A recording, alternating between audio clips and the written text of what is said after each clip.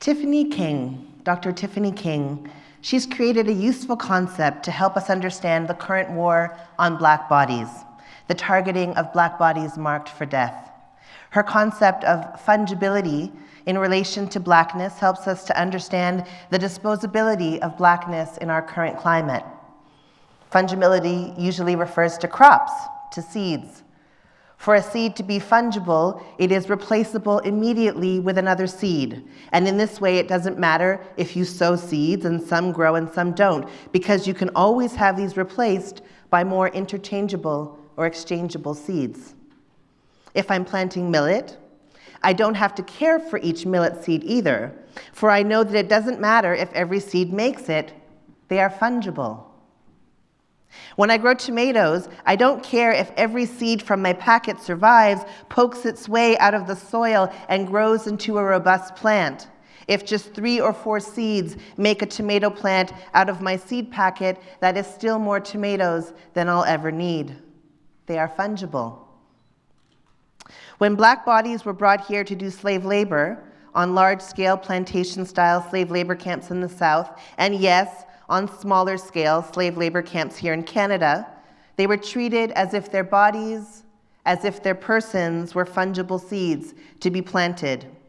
They were seeds to be planted to make the master rich and were as interchangeable and expendable.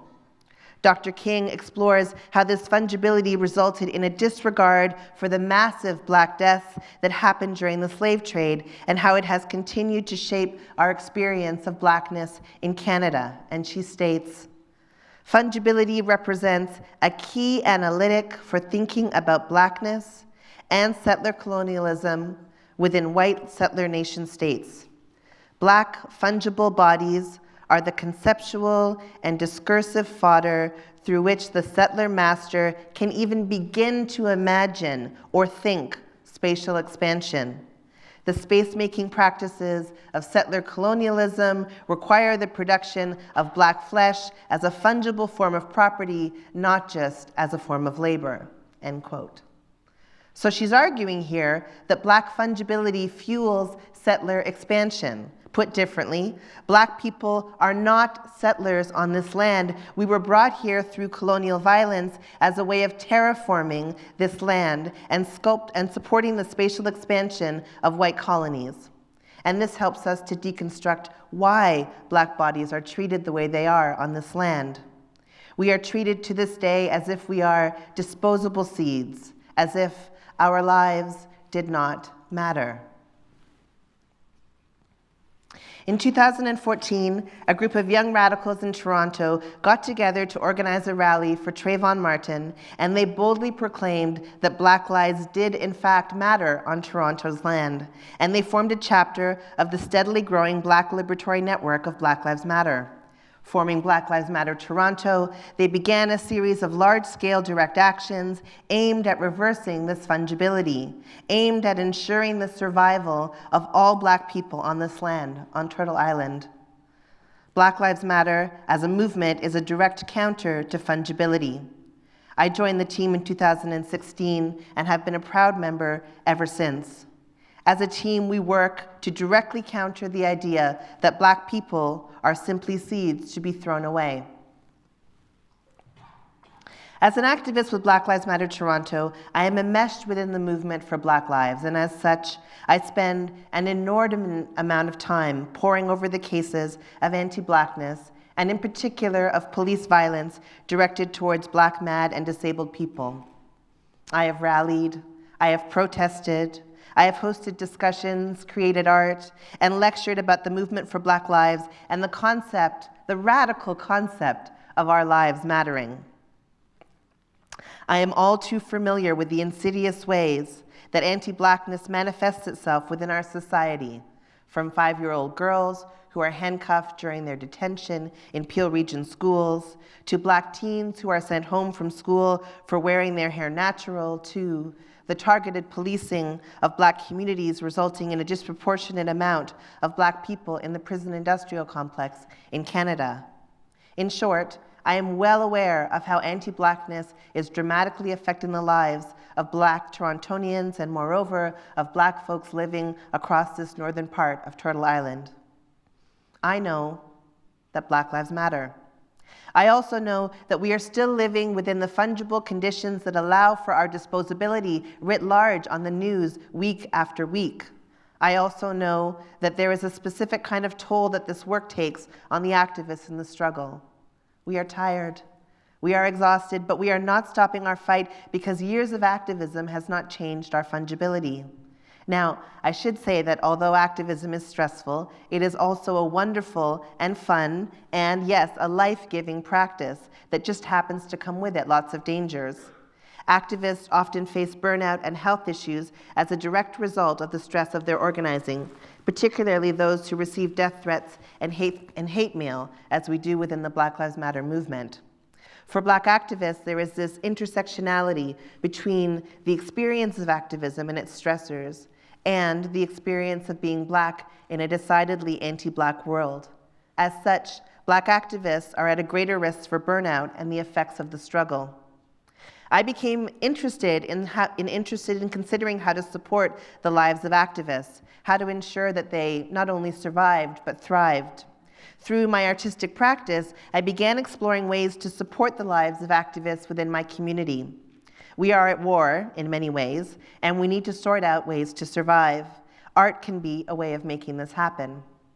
To borrow from a war analogy, if activists are the soldiers, then art is the street medic, supporting people on the front lines.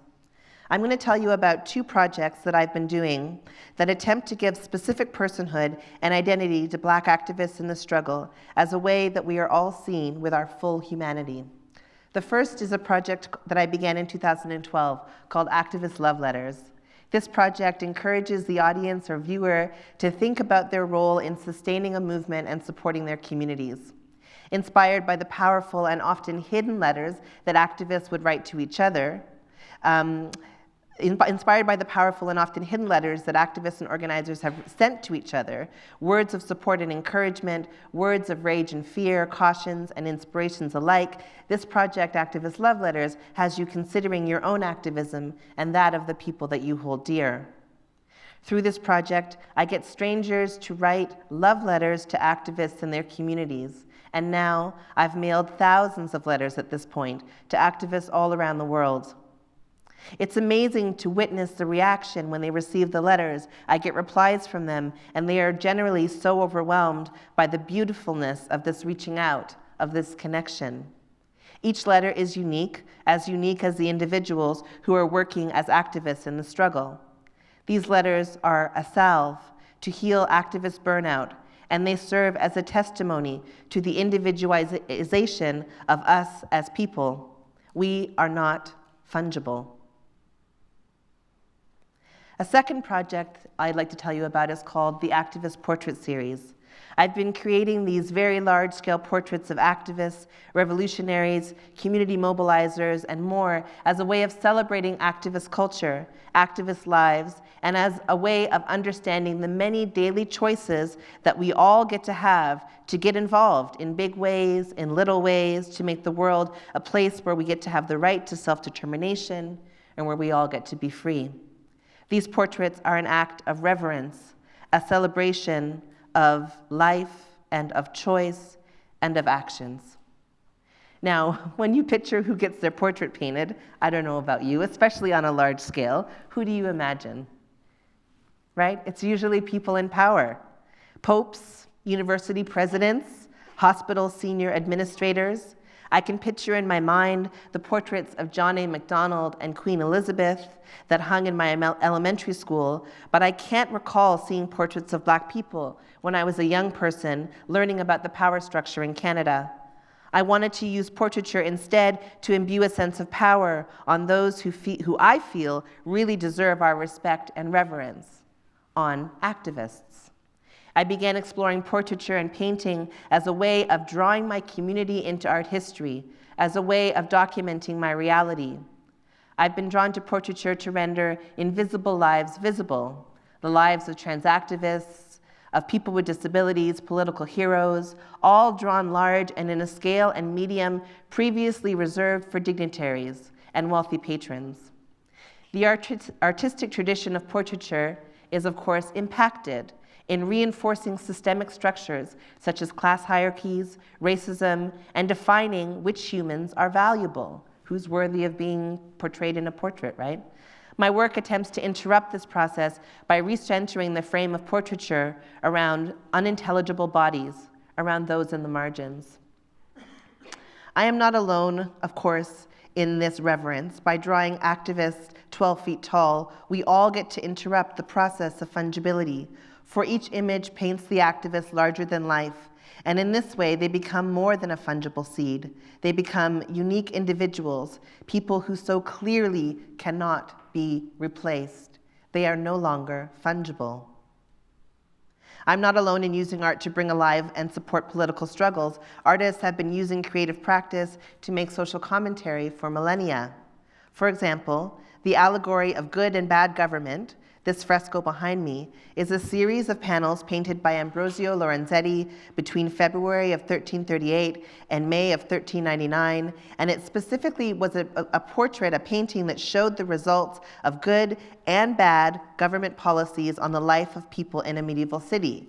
And this was a pretty cheeky thing to paint because it was for a commission that he received to do a mural in a town hall, and he insisted that the mural be put up in the room where all of the government council meetings were held, and they would have a visual representation of the impact of their choices. Artists a few hundred years later were also creating work, this time challenging systemic violence, anti-Blackness, and white supremacy. I'm thinking specifically of the work of artists like Keith Haring and Jean-Michel Basquiat. Haring's now famous Crack as Whack mural, painted in the Bronx during the height of the war on drugs and lack of support for people who were wired to crack that had been flooded into their neighborhoods. Haring's very public mural opened up a space for conversation when the media and mainstream outlets wouldn't touch the story. Similarly, the work of Jean-Michel Basquiat offered essential commentary about the experiences of Black people across Turtle Island. One of his more complex works is this one, a piece that he called The Irony of the Negro Policeman. In this image, a portrait of a Black police officer, he is calling upon all of us to consider the systemic power structures that govern state apparatuses like the police and prison system. These power structures have dramatically affected the livelihoods of Black communities and have resulted in targeted policing and brutality at the hands of police. In this way, it is the structure of the system that is inherently violent towards Black people, and as such, having a Black police officer doesn't make the police suddenly more safe or friendly or open to Black communities, for they are part of a larger system hell-bent on our annihilation. And this is the irony to which he speaks of in his title. Now these three artists, Lorenzetti, Haring, and Basquiat, were perhaps less concerned with activist sustainability as I am, and were more interested in their artworks as a form of struggle. In many ways, their work and mine is a form of struggle and offers a way to save us and to ensure our livelihood and thriving. Indeed, the movement for Black lives is an art-based movement. Through my work, I'm trying to ensure that the activists that I work with make it to the next fight.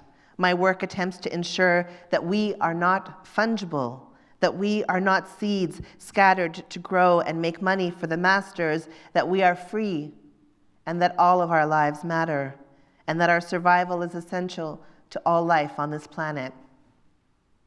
You can choose the way that you view us.